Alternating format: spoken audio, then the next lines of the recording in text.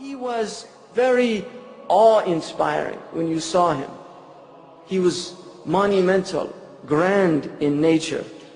His face was like a moon on Laylat al-Badr that had a light coming out of it like the moon on Laylat al-Badr.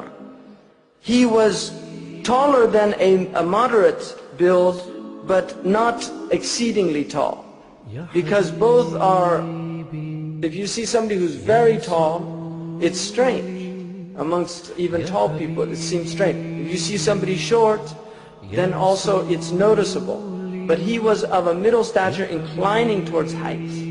Because everything about him was middle. Everything. Even his physical description, his color was a middle color. Lam yakun amhaq. He wasn't pasty white and he wasn't black.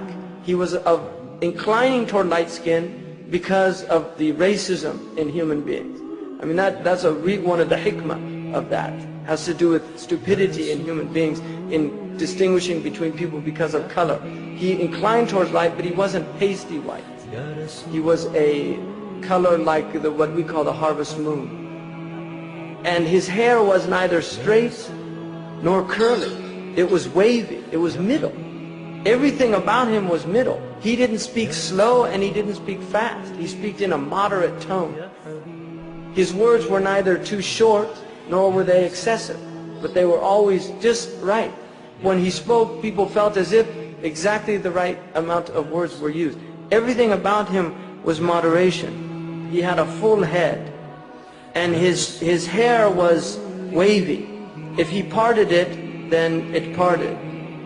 It never went past the lobes of his ears if he allowed it to go long, because sometimes he would cut it for ibadah, like the umrah or the hajj, when he shaved. But when he let it, it went to the lobes of his ears, and in some riwayah, just above the shoulder. And then he was azhar al-lawn, which azhar al-lawn is not white and it's not dark. It's a light-skinned, what we would call in English a ruddy complexion. Wasi' al-jabeen. He had a large forehead, which in physiognomy traditionally was an indication of high quality.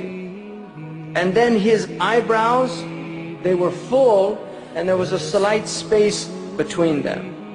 And then he had a vein on his forehead that if he got upset, they could see the vein.